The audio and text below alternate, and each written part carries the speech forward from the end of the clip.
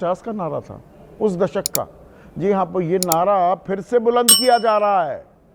एक बार फिर हिंदी चीनी भाई भाई एससीओ समिट चल रहा है चीन में। प्रधानमंत्री नरेंद्र मोदी वहां पहुंचे हैं। चीनी राष्ट्रपति शी जिनपिंग से मुलाकात भी हुई। वो 11 साल पहले जैसे अहमदाबाद में झूला झूले थे दोनों, वो झूला झूलने की साथ साथ झूला झूलने की तैयारी भी हो रही है। मीडिया में एक नैरेटिव भी गढ़ा जा रहा है।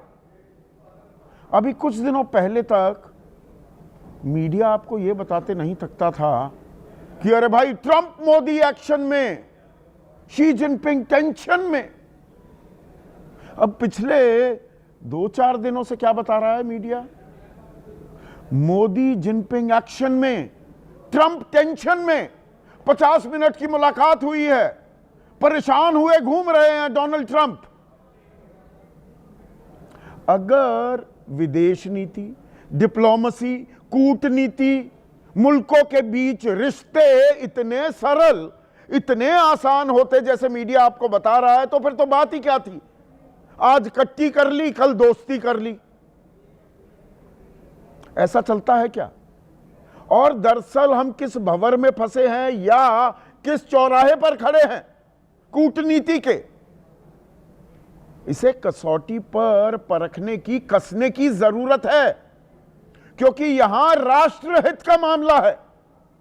There are no permanent friends, no permanent enemies, there are permanent interest in diplomacy. कोई स्थायी दोस्त नहीं है, कोई स्थायी दुश्मन नहीं है, स्थायी हित हैं। पर हमारे हित सधेंगे क्या? अब अमेरिका आंखें तरेर रहा था, आंखें दिखाई, तो हमने कहा हम झुकने वाले नहीं। कर लिया हमने जितना, howdy Trump, Trump my friend, अब की बार ट्रंप सरकार। पर जहां देश हित पर बात आएगी, हम झुकने वाले नहीं हैं। चलिए ये हमने बता दिया, पर हमने बहुत कुछ इन्वेस्ट किया था। उस कटोरी में, उस टोकरी में क्या सारे अंडे रख दिए थे हमने? और अब ट्रंप ने आंखें दिखाई तो चीन से दोस्ती यारी याद आई। यह मजबूरी है क्या भारत की? पर मजबूरी क्यों? हमें हित साधने हैं, वो चीन से भी साधें अगर सधते हैं तो। पर चीन के साथ तो हमारा एक पुराना अतीत है, इतिहास है, वो धोखेबाज है। अभी मीडिया ये बात नहीं कहेगा कि वो कितनी बार धोखा दिया। गलवान वगैरह तो छोटी बातें हैं। 48-49 हजार वर्ग किलोमीटर इलाका वो कब्जा किए बैठा है। अभी ऑपरेशन सिंदूर हुआ मई में, उसके बाद देश के deputy chief of the army staff, वो क्या कहते हैं, जनरल राहुल सिंह, की लड़ाई हमारी पाकिस्तान से थोड़ा हो रही थी, चीन से थी। चीन लड़ रहा था, पाकिस्तान को पालता पोसता परोसता है, आतंकवाद को धन देता है, वो भारत को कमजोर करने की कोशिश करता है। अब हम हाथ मिला रहे हैं, चलिए अच्छा है, ऐसा भी वक्त आता है, करना पड़ता है। पर हम स्वदेशी का नारा भी बुलंद कर रहे हैं, यानी कि मेक इन इंडिया करेंगे। पर जब कारोबारी रिश्ते जो हैं उनकी तफसील मैं आपको देने वाला हूं। दूसरा सबसे बड़ा कारोबारी देश है चीन, और वहां को एक्सपोर्ट हम कितना करते हैं और वहां से माल कितना मंगाते हैं, ये जब मैं बताऊंगा तो स्वदेशी का राग जो हम अलाप रहे हैं, थोड़ा वो समझने में भी आसानी होगी। तो आज सीधा सवाल में हम बात करने वाले हैं भारत चीन रिश्तों की। दोस्ती फिर से गढ़ी जा रही है, गाना गाया जा रहा है, हिंदी चीनी भाई भाई। अभी तक तो लड़ाई चल रही थी, आंखें तरेरी जा रही थी, एप्स बैन किए जा रहे थे, प्रतिबंध लगाए जा रहे थे, उड़ानें नहीं चल रही थी भारत और चीन के बीच। लेकिन डोनाल्ड ट्रंप के खुराफाती दिमाग ने, वो ट्रंप ने जो टैरिफ वॉर शुरू किया, वो ऐसा शुरू हुआ और भारत को जिस तरह से चिन्हित किया गया, जानी दुश्मन चीन, चीन पर लगाया 30%, 30% टैरिफ, उस पर भी विराम लगा हुआ है अगले 90 दिन के लिए। भारत पर लगा दिया 50%। एक और देश है ब्राजील, उस पर बाकी सब पर, वियतनाम पर 20% लग रहा है, पाकिस्तान पर 19%। तो भारत ने कहा कि अच्छा भैया, ऐसी दोस्ती यारी भीत के दे मारी। बड़ा देसी शब्द इस्तेमाल कर रहा हूं, ये डिप्लोमेसी में भारी भरकम शब्द इतने इस्तेमाल हो जाते हैं जो आपके सर के ऊपर से निकल जाते हैं। तो भारत ने कहा हम अपने हित साधेंगे, दोस्ती यारी दूसरों के साथ गढ़ लेंगे। और उसी प्रक्रिया के तहत प्रधानमंत्री मोदी इस वक्त चीन में है, चीन के तियानजिन में, जहां एससीओ समिट चल रहा है, शंघाई कोऑपरेशन ऑर्गेनाइजेशन। हाथ मिलाए, दिल भी मिलते दिख रहे हैं। प्रधानमंत्री मोदी कह रहे हैं कि सीमा पर शांति और स्थिरता का माहौल है। लगता है चीन ने सारी कब्जाई हुई जमीन भी वापस लौटा दी है, और हमने वो 20 गलवान में जो हमारे सैनिक मारे गए थे, शहीद हुए थे, उनका बदला भी ले लिया है। सारे अपने गांव अरुणाचल से जहां पर बसा दिए थे चीन ने, वापस हटा दिए हैं। सीमा पर शांति और स्थिरता बताई जा रही है। और शी जिनपिंग क्या कह रहे हैं? वो कह रहे हैं ड्रैगन और हाथी का एक साथ आना बेहद जरूरी है। सुनिए। सीमा पर डिसएग्रीमेंट के बाद शांति और स्थिरता का माहौल बना हुआ है। हमारे स्पेशल रिप्रेजेंटेटिव्स के बीच बॉर्डर मैनेजमेंट के संबंध में सहमति बनी। प्रधानमंत्री मोदी, आपसे दोबारा मिलना खुशी का अनुभव है। मैं चीन में आयोजित एससीओ समिट में आपका स्वागत करता हूं। दुनिया परिवर्तन की ओर बढ़ रही है। चीन और भारत सभ्य देश हैं। दोस्त बनना, एक अच्छा पड़ोसी बनना, ड्रैगन और हाथी का एक साथ आना बहुत जरूरी है। अब ये किस परिप्रेक्ष्य में हो रहा है उस पर मैं आता हूं, पर राजनीतिक प्रतिक्रियाएं मिल रही हैं। जो मैंने कुछ सवाल पूछे वो दरअसल सवाल कांग्रेस पूछ रही है। गलवान में 20 सैनिक जो शहीद हुए, हिसाब बराबर कर दिया क्या? एलएसी पर यथास्थिति बहाल करने की मांग थी, सरकार ने इसे सुनिश्चित कर दिया है क्या? पाकिस्तान के साथ संघर्ष में चीन की भूमिका की बात सेना ने उजागर की। जनरल राहुल सिंह ने यह बात कही थी कि लड़ाई पाकिस्तान से थोड़ा हो रही थी, चीन से लड़ रहे थे हम, तो कल तक लड़ रहे थे, आज गलबैयां कर रहे हैं। इन सवालों के जवाब तो मिलने चाहिए। क्या सुधर गया है चीन? क्या हम फिर से चीन पर भरोसा कर लें? क्या वो चीन जिसके साथ व्यापार कारोबार हम थामते दिख रहे थे, कंपनियों को भारत में काम करने की इजाजत नहीं दे रहे थे, एप्स को बैन कर रहे थे, भारत में एक आंदोलन सा चला, चीनी सामान का, उत्पादों का बहिष्कार किया जाए। और अब तो जब से अमेरिका ने आंखें तरेरी है, हम स्वदेशी का राग भी अलाप रहे हैं कि भाई मेक इन इंडिया करेंगे। वो दरअसल 2015 में भी कहा था मेक इन इंडिया करेंगे। तब मैन्युफैक्चरिंग सेक्टर का, यानी कि जो सामान हम यहां बनाते हैं भारत में, उसका योगदान जी 25% करेंगे देश की अर्थव्यवस्था में। तब 15-16 था, आज की तारीख में 12 आ गया। कहां गया वो make in India, stand up India, startup India, skill India? इसमें पर एक बड़ा पेच है। अब ठीक है, सबक तो सिखाना है अमेरिका को, अपने हित साधने हैं, उसमें दुश्मन का दुश्मन ही दोस्त हो जाता है। चीन से दोस्ती करेंगे भाई, पर किन शर्तों पर? जब हम स्वदेशी की ताल ठोक रहे हैं तो कुछ बातें आपके सामने रखना बेहद जरूरी हो जाता है। अमेरिका के साथ जो हमारा कारोबार था, अमेरिका से आयात करते थे हम सिर्फ 3,83,000 करोड़ का सामान। 3,83,000 करोड़ का सामान अमेरिका से हम अपने देश में लाते थे। पर अमेरिका को कितना देते थे, यानी कि उसको निर्यात, एक्सपोर्ट कितना करते थे? 7,42,000 करोड़। सबसे बड़ा कारोबारी हमारा पार्टनर, सहयोगी अमेरिका, और हमें ट्रेड, बैलेंस ऑफ ट्रेड में फायदा था 3,49,000 करोड़ का। 3.5 लाख करोड़ हम कमा रहे थे। पर चीन के साथ क्या स्थिति है? चीन से हम इंपोर्ट कितना करते हैं, आयात कितना करते हैं? 9,60,000 करोड़। फिर से गौर कीजिए, 9,60,000 करोड़, और उनको कितना माल बेचते हैं? 1,21,000 करोड़।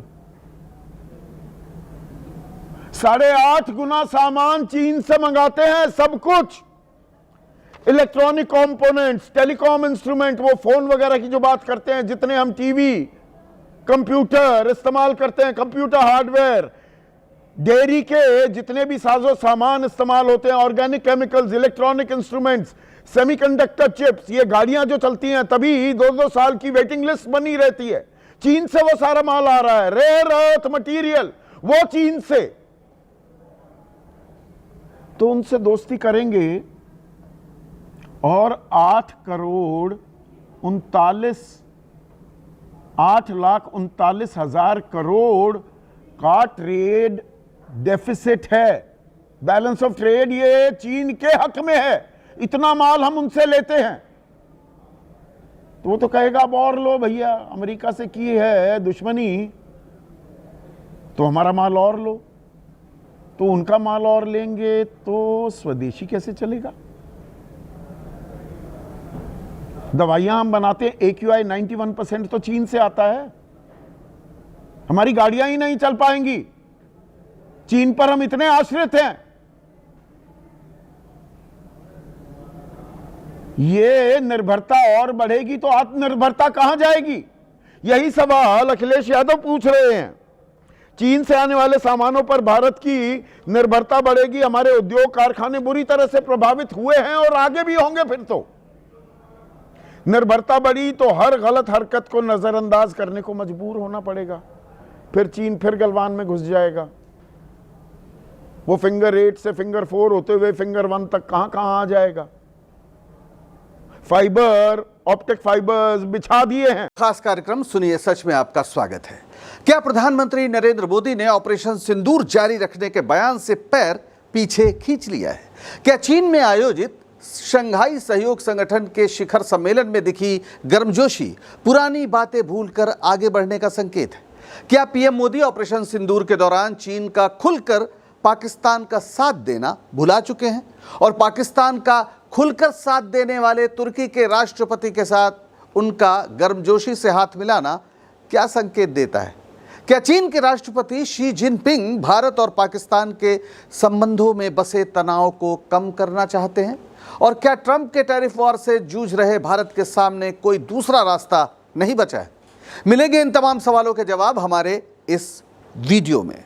तो ये तस्वीरें तो आप तक अब तक पहुंची गई होंगी। अभी हम इस पर बात करेंगे। SCO का जो सम्मेलन हो रहा है, शहबाज शरीफ और शी जिनपिंग और प्रधानमंत्री मोदी, ये त्रिकोण किस तरह बनता है, अभी हम इस पर चर्चा करते हैं। सबसे पहले ऑपरेशन सिंदूर की याद कर लेते हैं।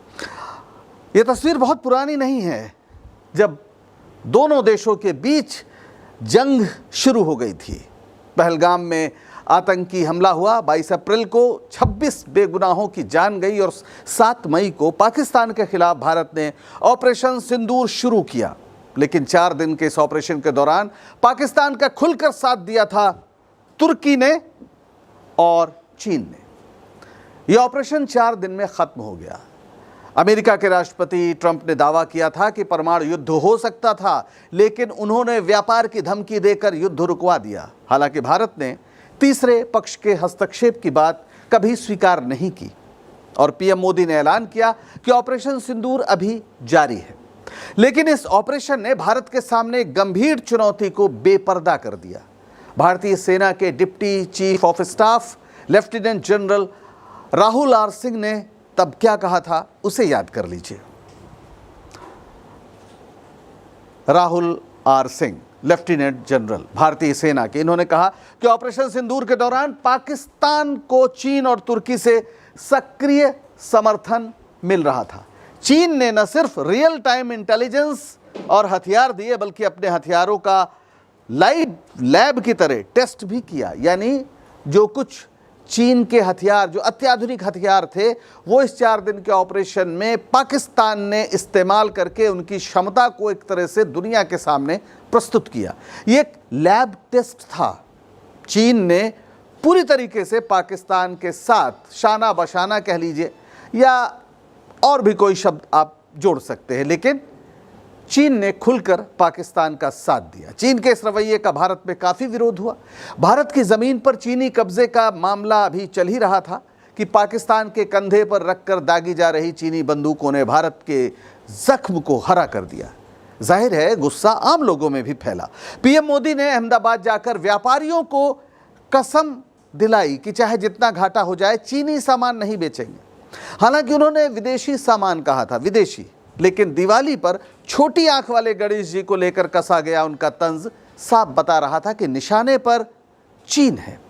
लेकिन 4 महीने बाद मोदी जी छोटी आंख वाले देश पहुंचे हैं जहां पाकिस्तान भी पूरी इज्जत के साथ मौजूद था।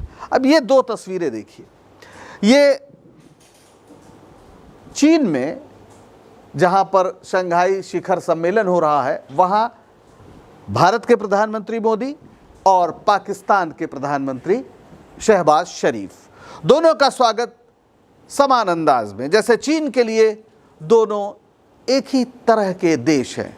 कहाँ तो भारत की नज़र में पाकिस्तान एक आतंकी देश है और कहाँ चीन में पीएम मोदी के साथ ही शहबाज शरीफ का भी स्वागत बिल्कुल उसी अंदाज में। भारत ने दुनिया के तमाम देशों में प्रतिनिधिमंडल भेजे थे कि पाकिस्तान एक आतंकी देश है, इस बात को वो समझें, लेकिन उन पर कोई असर नहीं हुआ और चीन पर तो बिल्कुल भी नहीं हुआ। याद कीजिए, जब मोदी जी विपक्ष में थे तो तत्कालीन प्रधानमंत्री मनमोहन सिंह को क्या कहकर कोसते थे। वे कहते थे कि चीन से लाल आंख दिखाकर बात क्यों नहीं करते।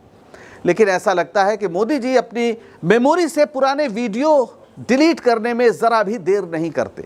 अब ज़रा ये तस्वीर देखिए, शी जिनपिंग और मोदी जी हैं। 4 साल पहले गलवान में भारत के 20 जवानों की शहादत हुई थी। चीन ने बहुत सारी भारत की जो पोस्ट हैं उन पर कब्जा कर लिया था और आज भी वो पीछे नहीं हटा है।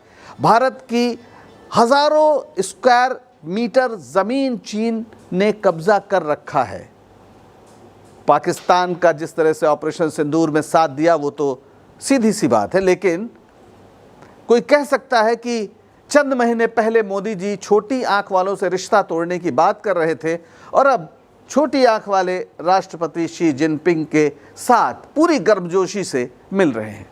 ये वही मोदी जी शी जिनपिंग हैं, मोदी जी लगता है भूल गए, जिनके आदेश पर चीन की सारी सैन्य और तकनीकी शक्ति ऑपरेशन सिंदूर के दौरान पाकिस्तान के पक्ष में खड़ी हो गई थी। उसके उपग्रह भी पाकिस्तान के लिए काम कर रहे थे। बदलाव का रंग सिर्फ यही नहीं है, इनसे भी मिल लीजिए। ये सज्जन है तुर्की के राष्ट्रपति रजब तैयब एर्दोगान। ये पीएम मोदी से मिल रहे हैं पूरी गर्मजोशी के साथ। पाकिस्तान के प्रधानमंत्री शहबाज शरीफ की तरह शंघाई सहयोग संगठन के अधिवेशन में भाग लेने ये भी चीन पहुंचे हैं। तुर्की वो देश है जिसने ऑपरेशन सिंदूर के दौरान खुलकर पाकिस्तान का साथ दिया था। उसने पाकिस्तान को 350 ड्रोन मुहैया कराए थे। साथ ही भारत पर ड्रोन हमलों के समन्वय में पाकिस्तानी सेना की मदद के लिए ऑपरेटर भी तुर्की से बुलाए गए थे। उस समय भारत ने भी पलटवार किया था। इंडिगो एयरलाइंस से कहा गया था कि तुर्की से जो 2 बोइंग जहाज लीज में लिए जा रहे हैं उसका अनुबंध खत्म करो। साथ ही तुर्की की कंपनी सलेबी एविएशन का सिक्योरिटी क्लियरेंस रद्द कर दिया गया था, जो कई हवाई अड्डों पर ग्राउंड हैंडलिंग सर्विस देती है। देश भर में उस समय चीन के साथ साथ बायकॉट तुर्की जैसा माहौल भी बन गया था। यही नहीं, जून में एससीओ देशों के जो रक्षा मंत्रियों की बैठक हुई उसमें रक्षा मंत्री राजनाथ सिंह गए थे, लेकिन हस्ताक्षर नहीं किए गए थे वहां के घोषणा पत्र में, क्योंकि उसमें पहलगाम का जिक्र नहीं था। विदेश मंत्री एस जयशंकर ने तब क्या कहा था, ये देखिए। उन्होंने कहा था कि एससीओ का मुख्य उद्देश्य आतंकवाद से लड़ना है। जब हमारे रक्षा मंत्री बैठक में गए और साझा बयान पर चर्चा हुई तो एक देश ने आतंकवाद का जिक्र हटाने की बात कही। आप अंदाजा लगा सकते हैं कि वो देश कौन सा था। जाहिर है इशारा पाकिस्तान की ओर है, अंदाजा लगाने की बहुत ज़रूरत नहीं है। लेकिन ये वही पाकिस्तान है जिसका स्वागत चीन में किया जा रहा है। यानी शंघाई सहयोग संगठन में भारत और पाकिस्तान दोनों शामिल हुए। आतंकवाद से लड़ना अगर उद्देश्य है, जैसा कि जयशंकर साहब कह रहे हैं, तो फिर क्या माना जाए कि भारत की नज़र में पाकिस्तान अब आतंकवाद से लड़ने वाला देश है और चीन ने इस मोर्चे पर दोनों को साथ ला दिया है। वैसे ये बात तो सच है कि दुश्मन का दुश्मन दोस्त होता है, लेकिन दोस्त का दोस्त दुश्मन रह पाए तो फिर दोस्ती चलती नहीं है, ये भी एक बड़ी बात है। बहरहाल आगे बढ़ने से पहले ज़रा हम समझ लेते हैं कि ये SCO आखिर है क्या। ये एक शानदार तस्वीर, पीछे शंघाई माफ़ करिएगा, शंघाई नहीं, ये दूसरा शहर है तियानजिन, जहाँ पर ये सम्मेलन हो रहा है। तमाम देशों के राष्ट्राध्यक्ष यहाँ पर आए हुए हैं। शंघाई सहयोग संगठन यानी SCO का शिखर सम्मेलन हो रहा है चीन के तियानजिन में। 31 अगस्त से शुरू हुआ। फिलहाल ये संगठन दुनिया की लगभग आधी आबादी, 1/4 भूभाग और वैश्विक GDP का लगभग 1/4 हिस्से का प्रतिनिधित्व करता है। चीन के वाणिज्य मंत्रालय ने कहा है कि 2024 में SCO सदस्य देशों के साथ चीन का व्यापार 512.4 अरब डॉलर तक पहुंच गया था, जो एक रिकॉर्ड है। वैसे भारत का व्यापार घाटा चीन के साथ लगभग 100 अरब डॉलर है, यह भी एक सच्चाई है। इस शिखर सम्मेलन में भारत और पाकिस्तान दोनों ही हैं। चीन तो मेजबान ही है, जो 5वीं बार इस शिखर सम्मेलन को आयोजित कर रहा है। शुरुआत में इस संगठन में न भारत था न पाकिस्तान। शुरुआत में सिर्फ इसका जोर मध्य एशिया तक था। ये आप देख सकते हैं कौन कौन देश थे। 2001 में SCO का गठन हुआ, शंघाई सहयोग संगठन, शंघाई कॉरपोरेशन ऑर्गेनाइजेशन। 15 जून 2001 को चीन के शंघाई शहर में इसकी स्थापना हुई, इसलिए इसे शंघाई सहयोग संगठन कहा जाता है। इसकी नींव रखने वाले देश कौन थे? चीन, रूस, कजाकिस्तान, उज्बेकिस्तान, ताजिकिस्तान और किर्गिस्तान। ये 6 देश थे। इन देशों ने शंघाई में एक समझौते पर हस्ताक्षर किए, जिसका मकसद था क्षेत्रीय सुरक्षा, आतंकवाद के खिलाफ सहयोग और आर्थिक साझेदारी को बढ़ावा देना। लेकिन किसी अंतर्राष्ट्रीय संगठन का नाम किसी शहर से जुड़ना ये स्वाभाविक नहीं है। शंघाई के जरिए चीन ने अपनी ताकत और नेतृत्व की महत्वाकांक्षा को दरअसल जाहिर किया था। शंघाई शहर एक चीन की तरक्की का एक बहुत बड़ा प्रतीक है। ये SCO का मुख्यालय है शंघाई में और शंघाई शहर की एक झलक आप यहाँ देख सकते हैं। ये चीन का सबसे बड़ा शहर है, आर्थिक रूप से सबसे महत्वपूर्ण शहर है। ये पूर्वी चीन में यांगत्से नदी के डेल्टा पर बसा हुआ है और दुनिया के सबसे व्यस्त बंदरगाहों में से एक है। शंघाई को चीन की आर्थिक राजधानी भी कहा जाता है, जहां गगनचुंबी इमारतें हैं, वैश्विक व्यापार और तकनीकी नवाचार एक साथ मिलते हैं। SCO की स्थापना के लिए शंघाई का चुनाव इसलिए भी अहम था क्योंकि यह शहर चीन की वैश्विक ताकत का प्रतीक है। 6 देशों के साथ शुरू हुए इस संगठन में अब कितने देश हैं? 10। 2017 में भारत और पाकिस्तान भी इसमें शामिल हो गए थे, यानी पहले 6, फिर ये 2 और फिर 2 और। 2023 में ईरान और 2024 में बेलारूस SCO के सदस्य बने। इसके अलावा 14 देश ऐसे हैं SCO के जो डायलॉग पार्टनर हैं और ये बड़े महत्वपूर्ण देश हैं। आने वाले दिनों में ये भी इसमें शामिल किए जा सकते हैं। यानी भारत अब सीधे सीधे उस खेमे में शामिल हो गया है जिसका नेतृत्व एक तरह से चीन के हाथ में है। और SCO का महत्व भी यही है कि